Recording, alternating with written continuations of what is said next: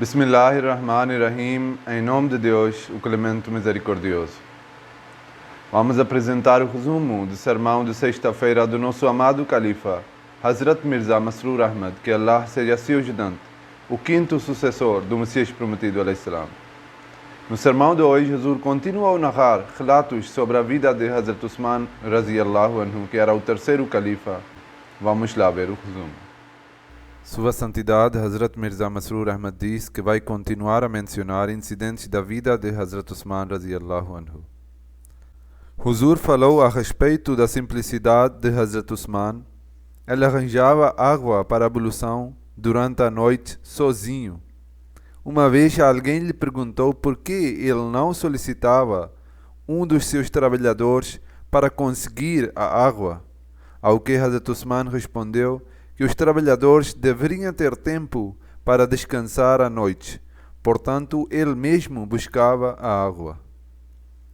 Huzur relatou que Hazrat Usman disse que desde que aceitou o Islã não houve uma única sexta-feira em que não tenha libertado um escravo. Ele apenas não libertaria um escravo em uma sexta-feira caso não houvesse escravos para serem libertados. Nessa situação, ele libertava um escravo em um outro dia qualquer de semana. Também está registrado que durante o tempo em que sua casa estava cercada, Hazrat Usman libertou 20 escravos. Huzur disse que as cópias do Sagrado Alcorão foram compiladas na forma de um único livro durante o califado de Hazrat Abu Bakr, o primeiro califa do Santo Profeta sallallahu alaihi wasallam. Mais tarde, durante o tempo de Hazrat Usman, ele foi informado de que havia algumas divergências na forma como algumas pessoas recitavam o Sagrado Alcorão. Na época, as cópias originais do Sagrado Alcorão estavam com Hazrat Hafsa, a esposa do Santo Profeta sallallahu alaihi wasallam. Hazrat Usman lhe escreveu solicitando essas transcrições para que as cópias pudessem ser feitas. Então Hazrat Usman reuniu os companheiros mais antigos dentre os Quraishitas e os instruiu a fazer cópias do Sagrado Alcorão no dialeto dos Quraishitas.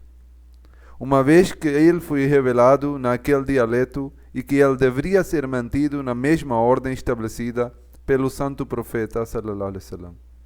Assim, o Sagrado Alcorão permaneceu preservado em sua forma original, exatamente como havia sido revelado ao Sagrado Profeta sallallahu alaihi wasallam.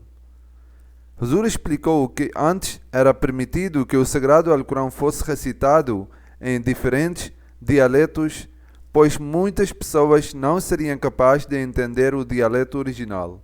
Entretanto, na época do califado de Hazrat Usman, Medina havia se tornado o centro da Arábia e tribos que antes estavam distantes e divididas, agora estavam unidas e frequentemente se encontravam. Dessa forma, o dialeto original se tornou mais difundido e compreendido pela maioria. Assim, a permissão inicial de recitação em diferentes dialetos, que se baseava na situação da época, não era mais necessária. Portanto, a fim de garantir que o texto permanecesse exatamente como foi revelado, incluindo o dialeto no qual foi revelado, Hazrat Usman deu esse passo e garantiu que as cópias feitas estivessem no dialeto original. Huzur diz que continuará mencionando os incidentes da vida de Hazrat Usman no futuro. Huzur fez novamente um apelo por orações pelos Ahmadis que enfrentam dificuldades no Paquistão, na Argélia e em qualquer outro lugar do mundo. Huzur disse que ele estaria lançando o website da comunidade em língua chinesa após o sermão. Huzur rezou para que esse website se mostre um meio de orientação para o povo chinês.